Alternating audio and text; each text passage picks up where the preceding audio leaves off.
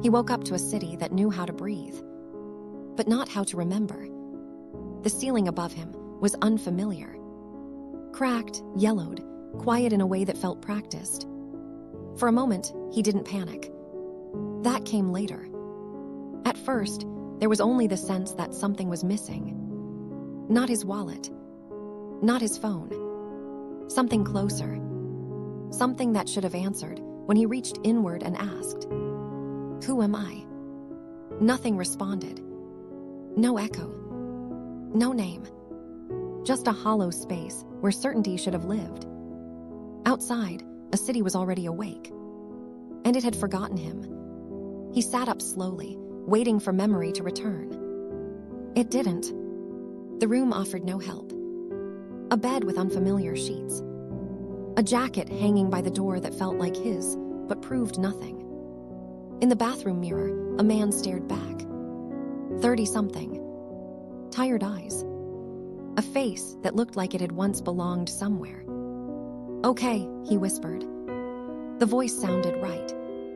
That made it worse. He tried names. Common ones. Uncommon ones. Names he didn't recognize, but hoped might fit. None did. The city outside hummed patiently, unconcerned. He stepped into the street.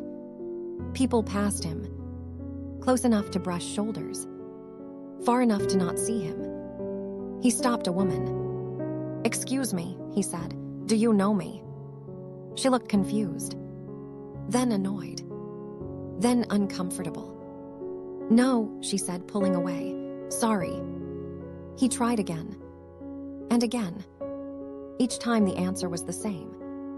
Not hostility, not fear, just absence. As if he wasn't missing from their memories. As if he had never been there at all.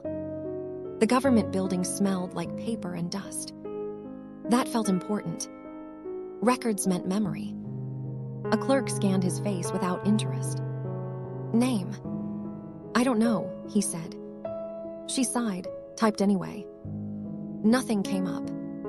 "No file," she said. "No ID, no birth certificate, no residency." He leaned forward. "That's not possible." She finally looked at him. "Sir," she said flatly, "people don't just exist without a name." But he did. And the system had no place for him. Security escorted him out gently, like a mistake no one wanted to embarrass. Outside, the city kept moving. It always does. He returned to the apartment. The door opened. That scared him. Inside were traces of a life. Books with notes in the margins. Clothes worn in familiar ways. A photograph on the fridge. A group of people smiling. All faces clear. Except one. Where he should have been was only blur. Not scratched out. Not torn away. Just unfocused. Like the city itself refused to finish drawing him. He checked his phone. Contacts were there. Messages were there. But every conversation ended the same way. With someone asking, "Who is this?" At a cafe near the river, an old man stared at him too long. Recognition flickered. "You," the old man said slowly. "You used to." Then stopped. His brow furrowed. "No," he muttered. "That's not right." "What did I used to do?" the man asked. The old man shook his head, distressed. "I can't hold it," he whispered. "It keeps slipping." Tears formed. "I'm sorry." That hurt more than anger ever could. By nightfall, he understood. This city didn't erase people suddenly. It let them fade. Bit by bit. Memory by memory. Those who were forgotten long enough didn't disappear. They became unrecognizable. He found others like him. Not many. People with no records. No reflections in photographs. No names spoken aloud. They called themselves the unwritten. "You stop existing the moment no one remembers why you matter," one of them said. There was a way back. A ritual of sorts. Someone had to speak your name. And mean it. Not read it. not repeat it. Remember it. But memory was dangerous here. People who tried to remember too deeply were erased themselves. No warning, no ceremony, just absence. He had a choice: remain nameless, safe, or risk someone else vanishing just to bring him back. He stood in the city square at dawn and spoke. Not a name, a story. Who he had been, what he loved, why he mattered. People slowed, listened. Something stirred. The city hesitated. And for the first time since he woke up, someone said, "I remember you." Maybe the city remembers him now. Or maybe it only remembers the idea of him. But if you've ever felt unseen, unrecorded, forgotten in a world that moves too fast, then listen carefully. Because somewhere, a city is trying very hard to forget your name.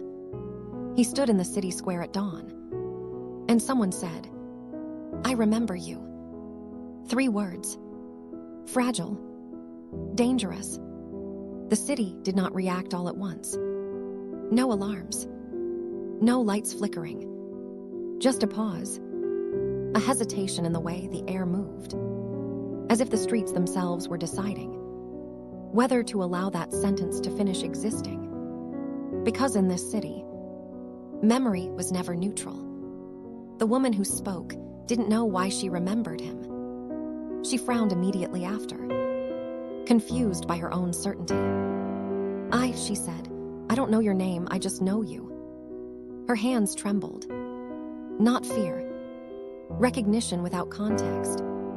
Others nearby felt it too. A man across the square paused mid-step.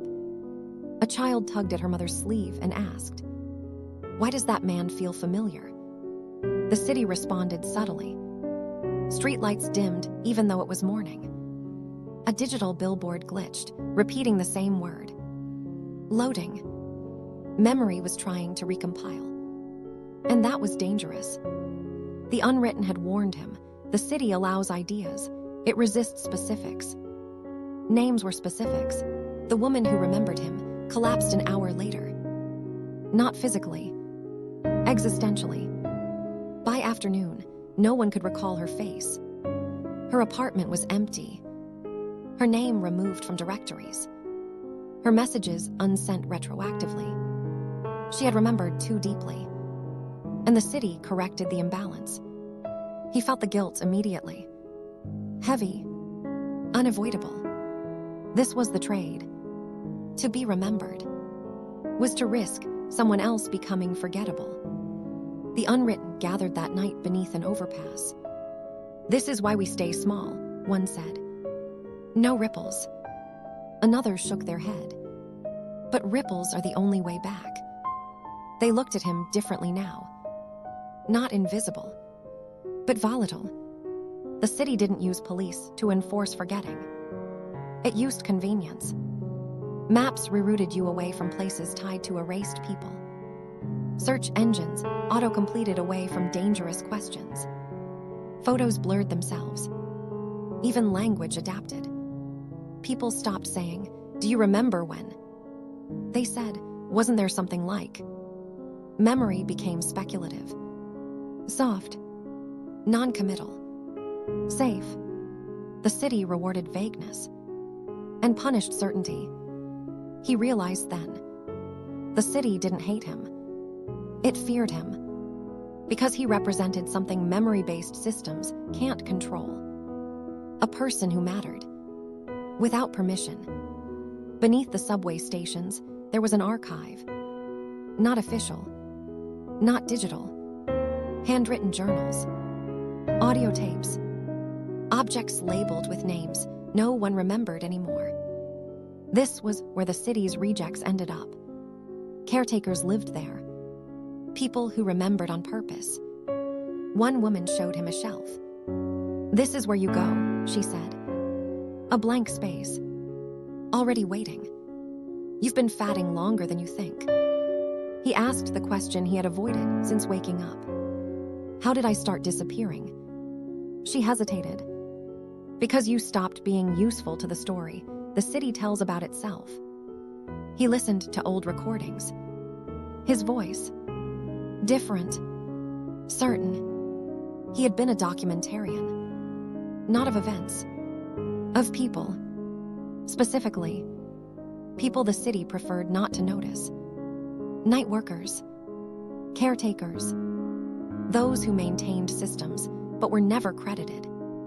He recorded names, faces, stories. He archived importance. The city tolerated him until he began connecting patterns, until memory stopped being isolated and started becoming collective. That was when forgetting began. Not punishment, containment. He could reclaim his name fully. The caretakers explained how, but it would destabilize things. The more people who remembered him clearly, the more others would vanish to compensate. The city required balance. One remembered life. For one erased life, he could also do something else. Remain partially unwritten. A living anomaly. A reminder that memory doesn't belong to systems. But it would mean never being whole again.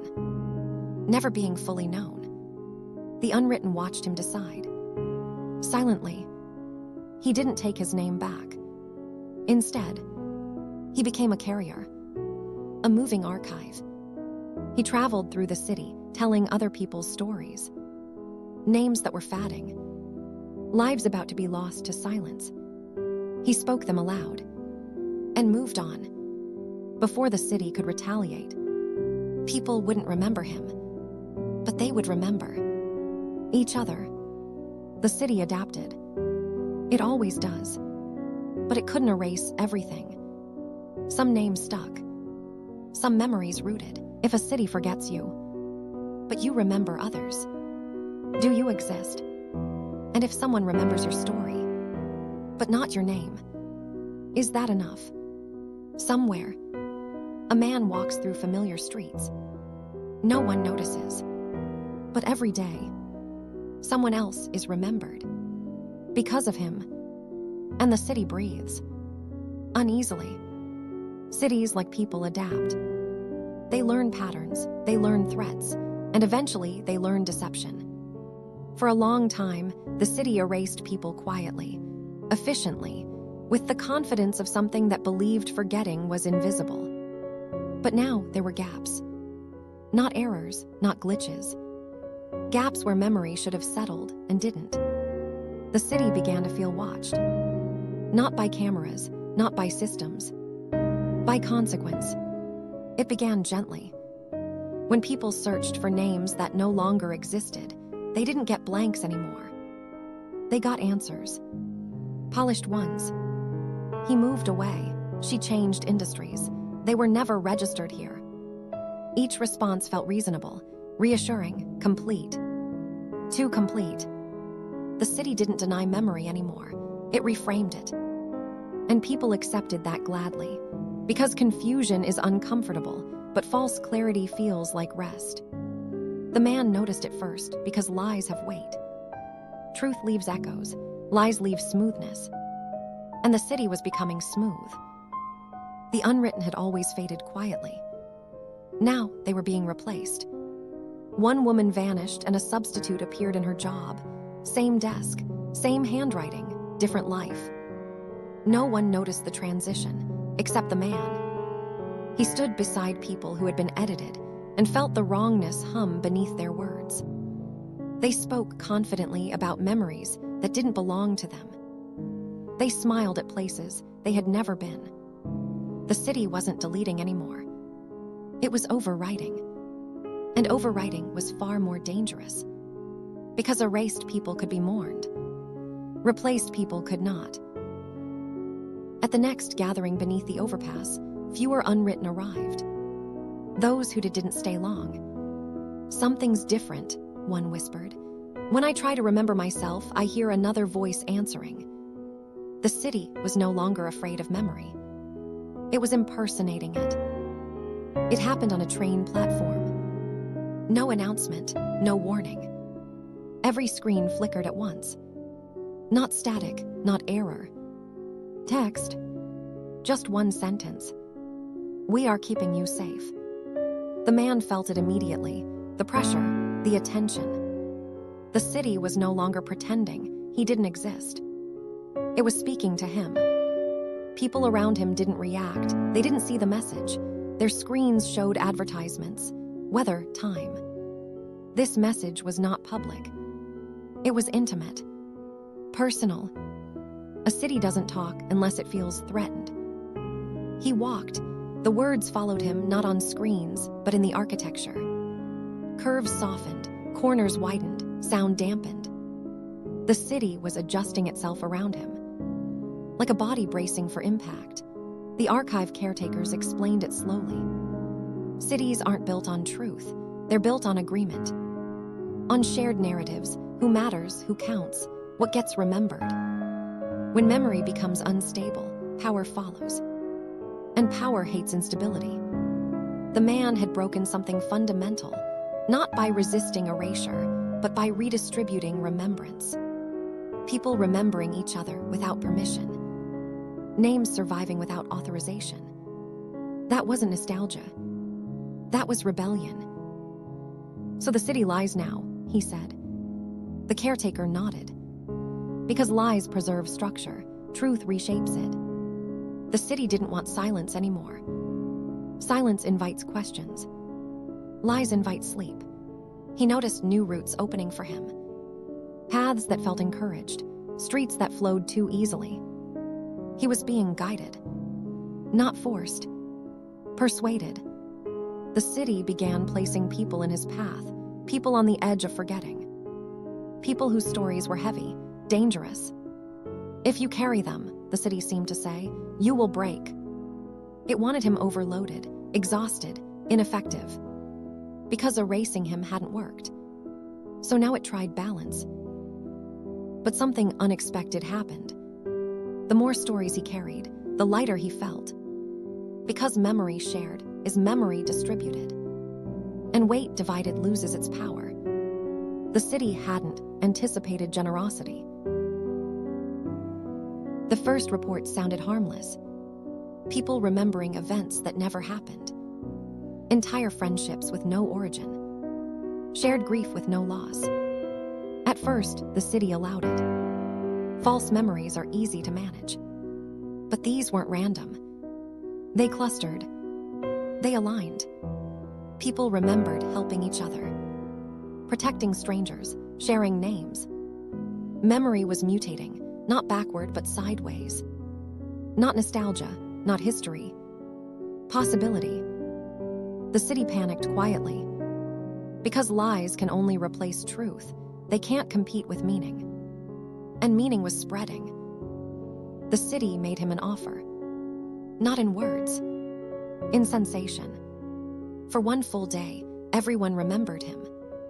His name settled into mouths like it had always belonged there. Strangers nodded, doors opened, systems recognized him. He felt solid, heavy, whole. And the cost became visible immediately. Sirens in distant districts, hospitals overwhelmed, entire neighborhoods going quiet. The balance tipping. This was the truth the city never lied about. Memory is finite when controlled. The offer was simple. Stay. Be known. Let the system handle the rest. He declined without speaking. The city learned to lie. It learned to overwrite. It learned to adapt. But it never learned one thing. How to remember without owning. The man kept moving, kept speaking names, kept leaving before lies could follow. He didn't fight the city. He outpaced it. Memory traveled faster when it wasn't centralized. And somewhere along the way, the city stopped trying to erase him. It started working around him, like a river avoiding stone. Cities tell lies to survive. People tell stories to live. And sometimes, one person walks through both carrying truth without demanding belief. If a city lies about you, but people remember each other, Who really controls the story? Somewhere tonight, someone says a name out loud that almost disappeared. And the city pauses. Just for a moment. Uneasy. Breathing. Subscribe. This channel finds its people.